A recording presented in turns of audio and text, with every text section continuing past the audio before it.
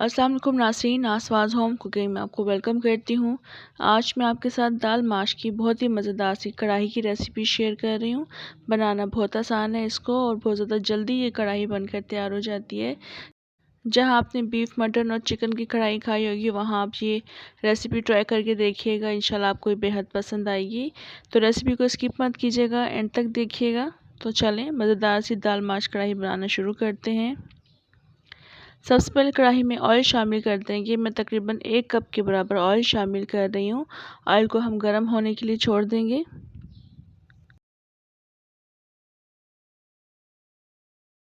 जब ऑयल हल्का सा गर्म होना शुरू हो जाएगा तो इसमें हम ज़ीरा शामिल कर देंगे। 1 टीस्पून साबुत ज़ीरा शामिल करेंगे, मिक्स कर देंगे इसको। इसके बाद इसमें अदरक का पेस्ट शामिल कर देंगे, 1 टेबल स्पून के बराबर, मिक्स कर देंगे इसको भी। और ख़्याल रखिएगा फ्लेम को आपने स्लो ही रखना है। उसके बाद इसमें हम लहसुन का पेस्ट शामिल करेंगे, 1/2 टेबल स्पून या 1 टीस्पून के बराबर। तो हल्का सा इसको मिक्स कर लेंगे और चंद सेकंड्स के लिए इसको कुक करेंगे। इसके बाद इसमें हम टमाटर शामिल कर देंगे, 4 मीडियम साइज़ के टमाटर जिनको मैंने बारीक कट करके शामिल किया है। इसको हम मिक्स कर देंगे।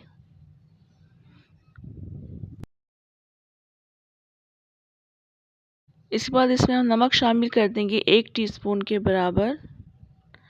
कुटी हुई लाल मिर्ची शामिल करेंगे इसमें 2 टीस्पून। कुटा हुआ धनिया शामिल कर देंगे, 1 टेबल स्पून भर के या 2 टीस्पून के इक्वल। हल्दी इसमें शामिल की है मैंने 1/4 टीस्पून, और कुछ हरी मिर्ची भी इसमें कट करके शामिल करेंगे, तकरीबन 5 से 6 अदद। मिक्स कर लेंगे इन तमाम चीज़ों को अच्छी तरह से। और जब ये अच्छी तरह से मिक्स हो जाएंगी तो इसको हम कवर करके रख देंगे तकरीबन 3 से 4 मिनट के लिए, ताकि टमाटर सॉफ्ट हो जाएं।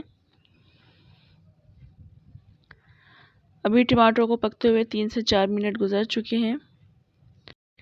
अब भी आप देख सकते हैं टमाटर काफ़ी अच्छे सॉफ्ट हो चुके हैं। बिल्कुल हल्की आंच पर मैंने इनको कुक किया है।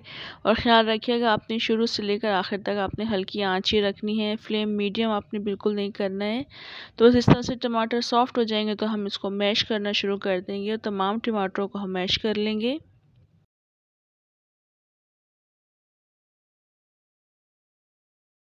और इस वक्त टमाटर काफ़ी अच्छे मैश हो चुके हैं। ये देख लें काफ़ी अच्छे टमाटर मैश हो चुके हैं। तो इस वक्त इसमें मैं हरा धनिया शामिल कर दूँगी, तकरीबन आधी गड्डी के बराबर मैंने इसमें हरा धनिया शामिल किया है। मिक्स कर लेंगे इसको। धनिया मिक्स करने के बाद इसमें हम दाल माश शामिल कर देंगे, जिसको मैंने आधे घंटे के लिए भिगोकर रख दिया था। पानी स्ट्रेन कर लिया है। और ये मैं तकरीबन 375 ग्राम दाल इसमें शामिल कर रही हूँ, यानी 1.5 पाव दाल है। तो बस दाल इसमें शामिल कर देंगे। दाल को डालने के बाद इसको हम अच्छी तरह से मिक्स कर लेंगे।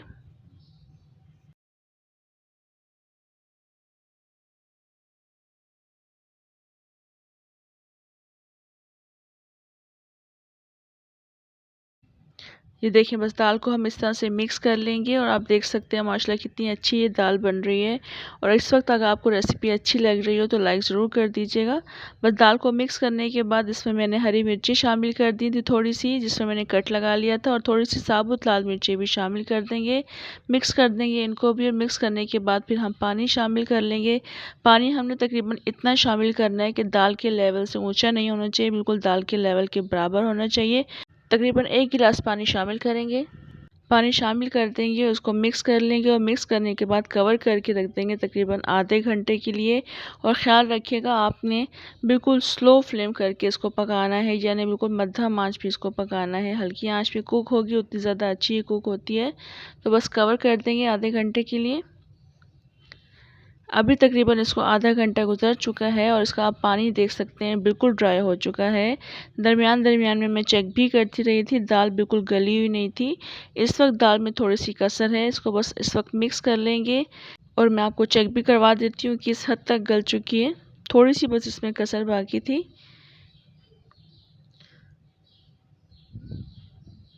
ये देख सकते हैं आप थोड़ी सी हार्ड है ये, इसमें थोड़ी सी कसर बाकी है। तो इसको मज़ीद हम थोड़ा सा पानी शामिल करके कुक करने के लिए रख देंगे। तकरीबन आधे कप के बराबर मैंने मज़ीद पानी इसमें शामिल कर दिया था। पानी शामिल करने के बाद कवर कर देंगे। आंच हमने स्लो ही रखनी है, और इसको कवर कर देंगे तकरीबन 10 मिनट के लिए।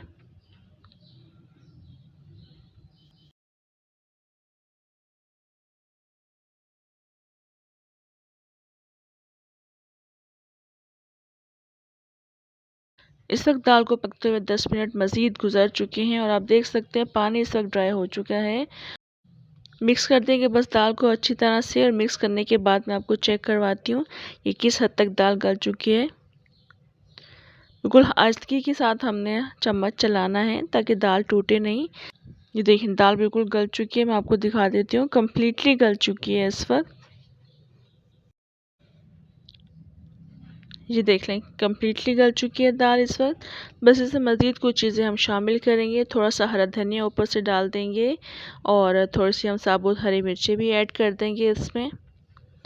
हरी मिर्ची डालने के बाद इसमें अदरक भी डाल देंगे, स्लाइसेस कट करके अदरक डालेंगे।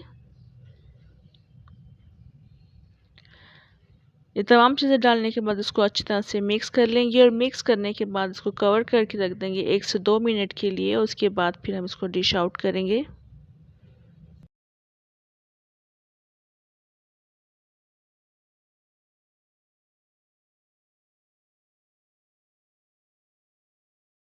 और ये आप देख सकते हैं माशाल्लाह कितनी अच्छी दाल माश की कढ़ाई बनकर तैयार हुई है। दाल बिल्कुल साबुत है, इसमें खिली खिली दाल बनी है और बहुत ज़्यादा टेस्टी ये दाल माश की कढ़ाई बनकर तैयार हुई थी। इस रेसिपी से ट्राई ज़रूर कीजिएगा, इंशाल्लाह आपको ये रेसिपी बेहद पसंद आएगी। और रेसिपी अगर आपको अच्छी लगी हो तो लाइक ज़रूर कर दीजिएगा।